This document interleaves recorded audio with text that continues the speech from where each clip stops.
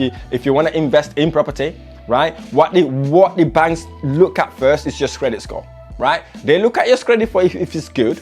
If it's good, they then look at what loans do you have in your file.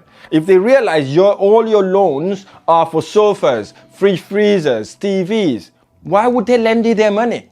Right? They say if you can afford to pay for a fridge freezer, if you can manage your finances enough to buy a fridge freezer or a sofa, how would you be able to manage £75,000, for example, that they've lent you to buy a property? Right? That's not good for your credit score. Right? It is not good because it's a bad debt. They know the only reason why you're taking this debt is because you can afford it or you don't know how to manage your money. So that is not a wise thing to do. If you are one of those people, stop it. Don't do it because it's not good for your credit. Go and buy what you could afford. Okay? Go and buy what you could afford. You're not literally dressing your ass out to impress people. Be yourself. Look for the long term instead of the short term. Okay?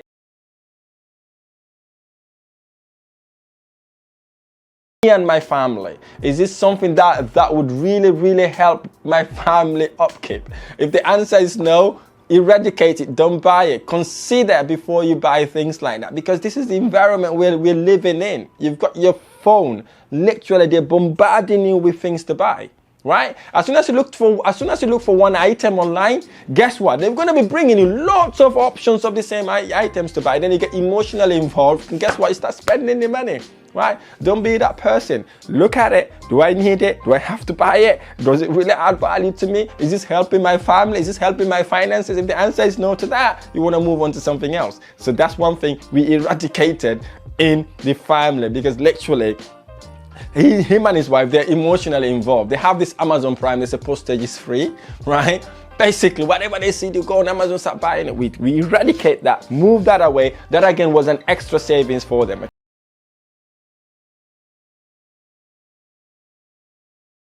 What I did basically, I sat down, look at my expenses. Where my expenses are going, and how am I being able to save? I look at those three things, and then once I've know where I am in my expenditure wise and where I'm and my income wise, and I've obviously tried to tweak my expenses to ensure they are minimal, and then I set my financial goals. I set myself in my first year to be making maybe £8,000 a month in properties. Okay, so when I share my vision with other people, they think I'm crazy. I'm thinking, you don't even know about property. How could you set yourself a £8,000 a month financial goal? So, but what I did basically, I created that goal in order to motivate me enough to be able to wake up in the morning and do it. Basically, if I set myself £1,000 or £1,500 a month, which is what I was earning, it's not motivating enough. I'd rather go to work and make that £1,500. So once I've set that goal, I create a plan. I said to myself, what do I need to do in order to get me to that £8,000 mark? Okay, so I set it, I make a gigantic goal, and what I then do, I break that into bit by bit.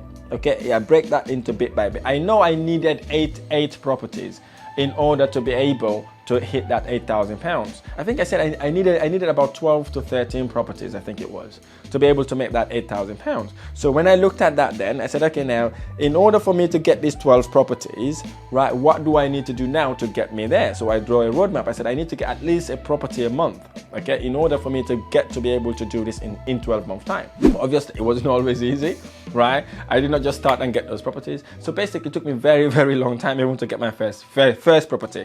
And to be honest with you, I nearly gave up. I think it was too hard, right? I think it wouldn't want to work. But obviously I literally stayed the course, right? It took me about maybe 6 to 7 months to get my first property deal. Imagine 6 months, no deal, nothing like that, but I still thriving looking at it, right? So I've been working on that goal. So that's the number thing I did. I set my goal, right? Draw a roadmap, and I'm working towards that roadmap. And the second thing I did was basically, because it's getting a bit tough, I invest in myself, right? I invest in myself to improve what I'm doing in order to be able to expedite my process. Because I've looked at myself, it took me 6 months now, or maybe 4 or 5 months. I haven't had anything. Am I doing something wrong? Because I was being that smart, clever person, going on YouTube and Google, try to Google things, thinking that would help me drastically to improve my investment journey. I realized I was just wasting my time.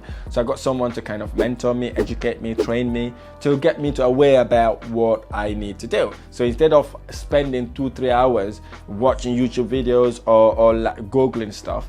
Literally what I did was basically get someone to hold my hand to say, Raheem, this is what you need to do, how you need to do it, use your brain, get to where you get. So I improved myself that way. So I invested in me.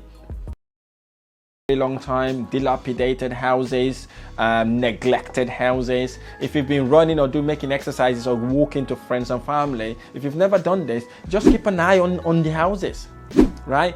Each and every area may have 2 or 3 houses that have been vacant for a very long time, or they have been dilapidated and nobody has been doing anything to it. Okay, keep an eye on those houses. So what you then do once you see these houses, if they're not on the market, what you do, take the address, write the address down, and then go back home, get a letter, write to that owner, tell them you're interested in buying their house, right? Suppose then that house, there's no letterbox, nothing is working on that property, everything is sealed up. What you could do, knock next door, find out if they know who the owner is. Knock 2 doors left, 2 doors right, and then opposing the property as well. One of them may know the owner of the property. So be friendly, be gentle. Some people may think this don't work in London because everybody thought London, nobody knocks in someone else's door. I leave that with you, but sometimes it works. I've done it I think about maybe 6-7 months ago. I've done that. We knocked door, we understand who owns the property, and we happen to know who that person was. They gave us the number and we're able to ring that person.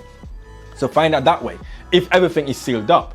If it's not sealed up, basically, so you know the letterbox are working, you've got those options I've just told you. The second option also then is to write a letter to the owner to say, listen, you're interested in buying that property, you realize the property has been vacant, you really want to bring life to it, and then see then if they'll be able to kind of help you buy that property. And then also you look for the motivated sellers. You may be asking, how do I know a motivated seller? I clearly just give you the hint, right? By looking at properties that have been on the market for a very, very long time. If they have been in the market for a very long time, guess what? That person wants to sell their property now. They've been waiting for about 6-7 months or maybe a year. They haven't got their property.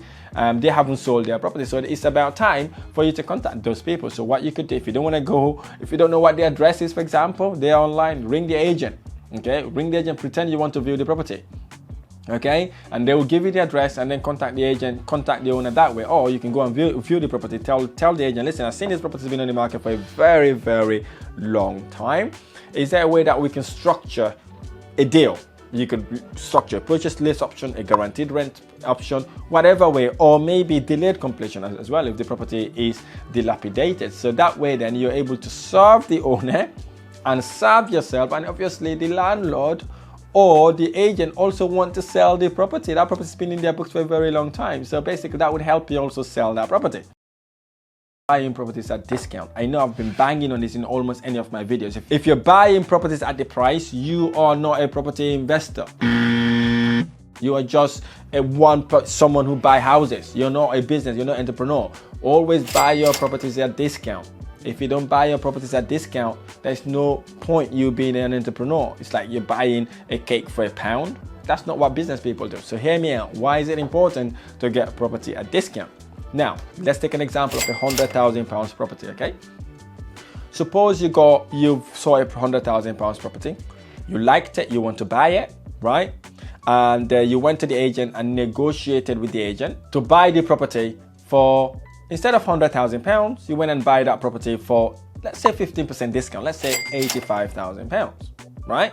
So instead of buying the property for £100,000, bought it at £85,000, what that means, one, your deposit is less. Secondly, your interest payment on that mortgage is less because it's less mortgage to pay. These are the two things. And most importantly, you've made money from the day you buy the property. Now, let me explain what do I mean by you made money from the day you buy the property. Because you bought the property at discount, 15% discount, that has become a buffer for you. That becomes a cushion. Fast forward to a year, right? Let's say you want to remortgage now, you had added some value on that property, you just renovated it. A year from then, you go and remortgage that property. You're not going to remortgage the property at £80,000 or £85,000 anymore. You're going to remortgage that property, hopefully, right?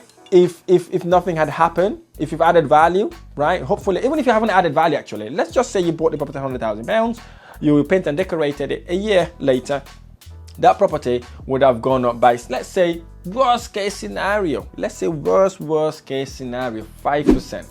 Property prices goes up by 7.5% in average, okay, to 10% in average every year. Let's say it only goes up by 5%. So what would have happened at that point?